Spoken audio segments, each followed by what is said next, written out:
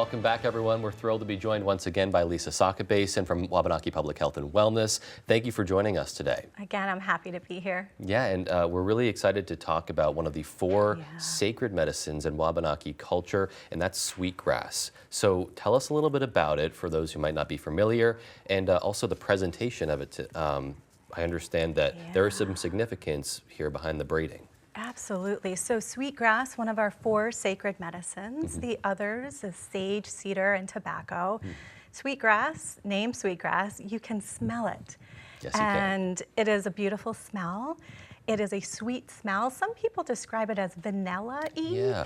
I think it has a unique smell all into itself. So sweetgrass grows in marshy areas, brackish water with well-drained soil and a lot of sunlight. So you see this on our coasts and in the beds of some of our most popular spots here in Maine. Yeah, so people can certainly be on the lookout for it in those spots. And you're right, it does have a very sweet smell. I can understand why people think it's similar to vanilla, but you're right, it's so unique. And just with these three strands here, it is such a lovely smell. We'll get a closer look at that for the camera there. But so tell us a little bit about why it's braided like this. Absolutely. So oftentimes you'll see sweetgrass braided in three braids, but our artists braid in many, many strands. But the three braids really representing mind, body, and spirit, and really connecting to this plant, the sacred plant, a plant that we often refer to as the hair of Mother Earth,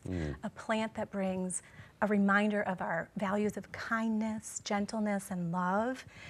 It is also often burned in a smudge, and that is to clear away any negativity and, more importantly, to promote that positivity and healing. That's fantastic. And when you burn it in a smudge, does it give off a similar smell? I understand that, when you burn sage, it has a very distinct smell. Is it similar to that? I think it definitely has a different smell. I would say it doesn't smell that same sweetness, right? And when you burn these medicines together, I think that's where you get the most powerful healing. I will say with sweetgrass, it's something you can learn about at home. We have children's books by Dr. Suzanne Greenlaw, as well as Mr. Frey.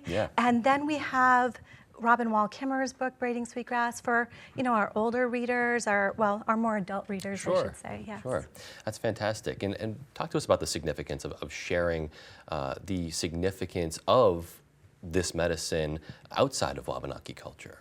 Yeah, absolutely. I think it's always important for us to be able to share our connection to our Mother Earth. I think that connection will always promote our responsibilities, and when we care for her, we care for ourselves. And so that is a big lesson in learning about sweetgrass and learning about the vulnerabilities of these places that Maine is so abundant with. And that abundance is vulnerable. And so we want people to enjoy this plant. We want people to also enjoy it as it is in the natural environment. This is a cultural practice, the picking of sweetgrass and the braiding and smudging.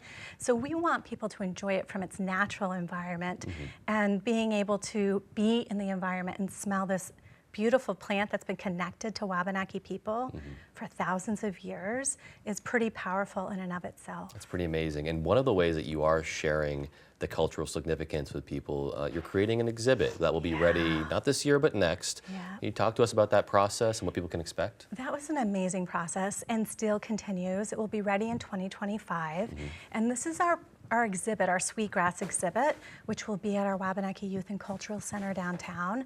That exhibit, again, later in 2025, will walk you through a sweetgrass marsh with a Passamaquoddy elder from Zeebayig.